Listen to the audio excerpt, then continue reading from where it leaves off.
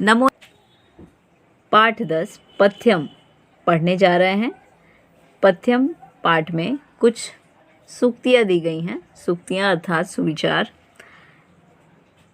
ये सूक्तियाँ यदि हम अपने जीवन में उतारने का प्रयास करें तो हमारे जीवन में बहुत बड़ा परिवर्तन आ सकता है और हमें सफलता के पथ पर ये सूक्तियाँ अग्रसर करती हैं। तो आइए हिंदी शब्दार्थ के साथ इन सूक्तियों को पढ़ें। पहला वाला है भूयो अपि सिक्तः पयसा घृतेन न निम्बवृक्षो मधुरत्वम एति।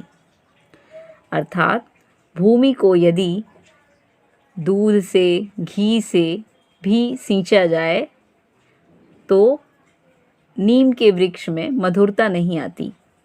अब ऐसा क्यों कहा गया है, इसके भाव को यहाँ समझाया गया है। आइए देखें।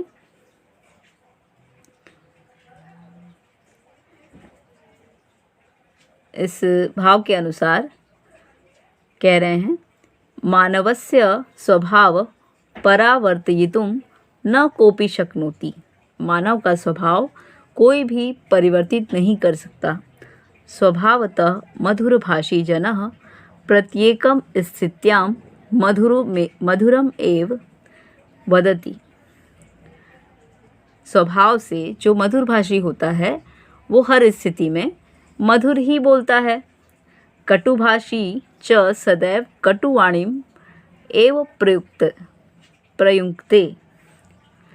जो कटुभाषी होता है अर्थात कड़वा बोलने वाला होता है वो कड़वा ही बोलता है। जो जिसका जैसा स्वभाव होता है वो अपने स्वभाव के अनुसार ही बोलता है। कड़वा बोलने वाला कड़वा और मीठा बोलने वाला मीठा बोलता है। अब इसे बताने के लिए यहाँ पर उदाहरण दिया गया है नीम के वृक्ष का। यथा निम्ब वृक्षः यदि मधुना घृतेन वा सिंच्यते तदापि सः स्वकटुत्वं विहाय मधुरम न भवति।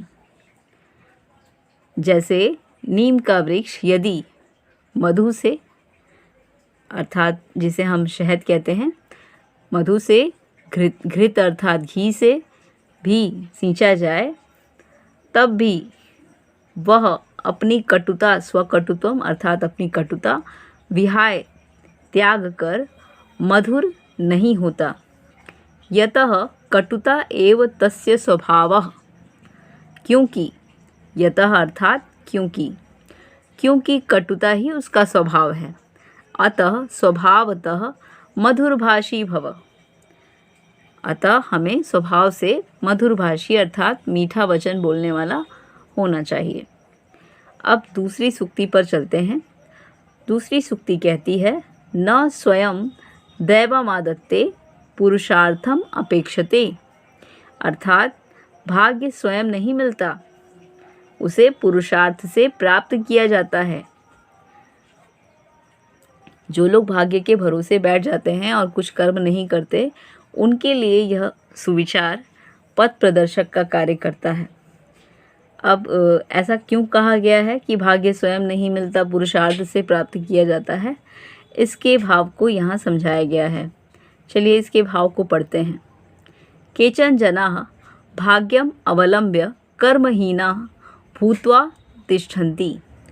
कुछ लोग भाग्य के भरोसे होकर कर्महीन होकर बैठ जाते हैं। न एतद् उचितम, यह उचित नहीं है। यतः भाग्यम अपि पुरुषार्थेण एव फलते। क्योंकि भाग्य भी पुरुषार्थ से ही फलित होता है। यत्नं विना तु रत्नम अपि न लभ्यते। यत्न प्रयत्न के बिना तो रत्न भी नहीं प्राप्त होता। आलस्यात् अमृतम अपि विषम भवति। आलस्य से अमृत भी विष हो जाता है। अतः आलस्यम विहाय कर्म कर्तव्यम तदैव भाग्यम सिद्ध्यति। अतः इसलिए आलस्य त्याग कर अपना कर्म कर्तव्य करने से ही हमारा भाग्य सिद्ध होता है। अब अगली सूक्ति की तरफ बढ़े हम। अगली सूक्ति में क्या कहने का प्रयास किया जा रहा है,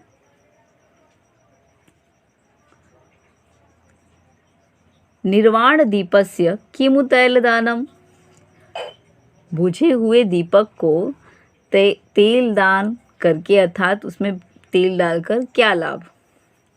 ऐसा क्यों कहा गया है, आइए इसके को पढ़कर जाने। दीपस्य निर्वाणे सति तैलदानम तु व्यर्थम एव भवति, दीपक के बुझ जाने पर उसमें तेल डालना तो व्यर्थ ही हो जाता है।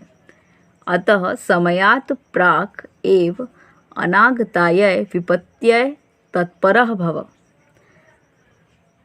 इसलिए यह समझाने का प्रयास किया जा रहा है कि समय से पहले ही, विपत्ति आने के पहले ही आप तत्पर हो जाइए। ये बुझे हुए दीपक में तेल डालने का एक उदाहरण देकर आपको समझाने का प्रयत्न किया जा रहा है कि कष्ट आने के पहले ही, समय से पहले ही आप तत्पर हो जाएं और तैयार हो जाएं, ताकि आने वाले कष्ट का आप सामना कर सकें। अब आगे कहा जा रहा है, कष्टे उपस्थिते सति तस्य निवारणस्य उपायः प्रायः असंभवा एव भवन्ति, कष्ट के आ जाने पर प्रायः उसका उपाय हमें असंभव सा प्रतीत होता है। तैः कोपि लाभः न भवति, और कभी कभी तो कितना भी उपाय कर लो कोई लाभ नहीं होता। यथा मूले नष्टे न फलम भवति न पुष्पम, जैसे मूल के नष्ट हो जाने पर अर्थात पेड़ को अगर जड़ से काट दिया जाए तो उस पेड़ में न तो फूल होगा और न फल होगा।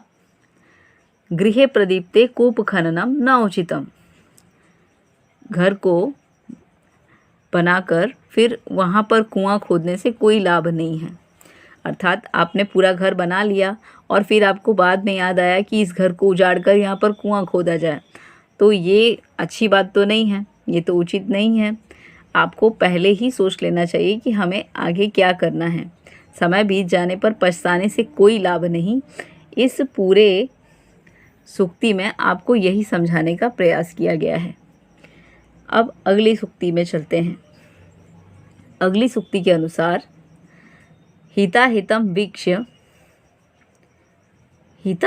वीक्ष्य निकाममाचरेत्, हिताहितं वीक्ष्य निकामम् आचरेत्, यदि संधि के अनुरूप इसका वाचन किया जाए तो।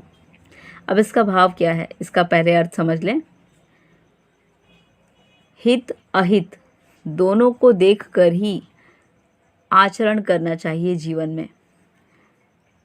सोच समझ लेना चाहिए पहले कि हम जो काम करने जा रहे हैं उसमें हमारा भला है या बुरा है, और उसके पश्चात ही उस कार्य को करना चाहिए।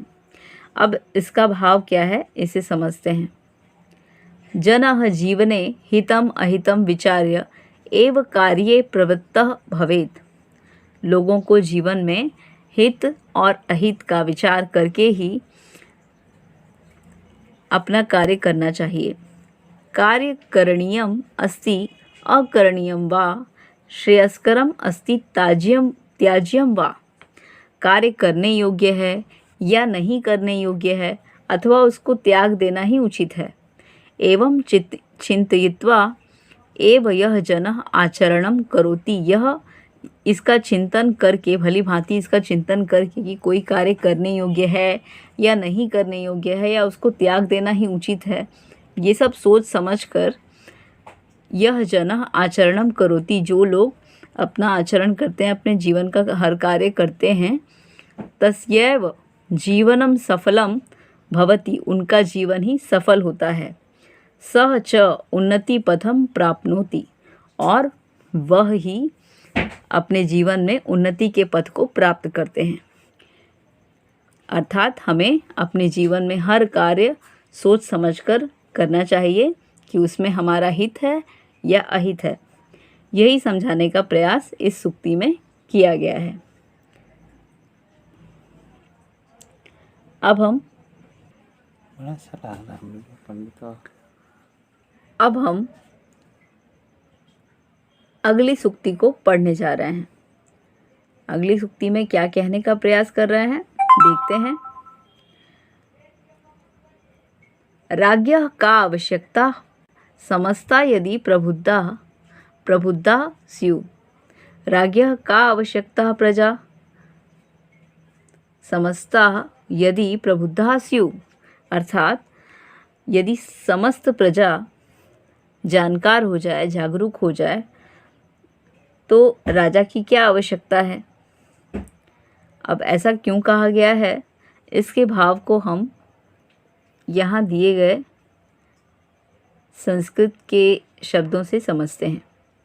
यदि समस्ता प्रजा एव जागृता भवेत् अनुशासिता नियमबद्धा च भवेत्, ये कह रहे हैं यदि समस्त प्रजा, सारी प्रजा जागृत हो जाए, अनुशासित हो जाए, नियमबद्ध हो जाए, सन्मार्गे प्रवर्तेत तरहि, सन्मार्ग पर चलने लगे, तब तो राज्ञः तु आवश्यकता एव न भवति, तब तो राजा की आवश्यकता ही नहीं है। एवं एव यदि छात्राः स्वयमेव अनुशासनं पालयेयुः, उसी प्रकार यदि छात्र भी स्वयं ही अनुशासन का पालन करें, तर्हि कस्यापि अनुशासकस्य आवश्यकता न अस्ति, तब तो किसी भी अनुशासक की आवश्यकता ही नहीं है। सर्वे आत्मानां नियमबद्ध कृत्वा जीवनं सफलीकुर्वन्तु, सभी आत्माएं अगर नियमबद्ध होकर चलने लगें अपने जीवन में, तो सबका जीवन सफल हो जाता है, सफल हो जाएगा। यही कहने का प्रयास इसमें किया गया है और इससे हम सभी को अवश्य ही शिक्षा लेनी चाहिए कि यदि हम शरारत न करके अपने विद्यार्थी जीवन में केवल पढ़ाई ही करेंगे, तो टीचर भी हमें सिर्फ और सिर्फ पढ़ाने का कार्य करेंगे, उनका समय हमें शांत कराने में या हमारी शरारतों के लिए हमें दंडित करने में नहीं बीतेगा। अब अगले सूक्ति में चलते हैं, क्या कहने का प्रयास कर रहे हैं समझते हैं। अगली सूक्ति के अनुसार निषेवते प्रशस्तानि निंदितानि न सेवते। इस सूक्ति के अनुसार हमें जो प्रशंसित मार्ग है, जो अच्छा वाला मार्ग है, उसे चुनना चाहिए। जो निंदित मार्ग है, जिसकी सब बुराई करते हैं, उसकी ओर अग्रसर नहीं होना चाहिए। अब इसके भाव को हम समझ लें।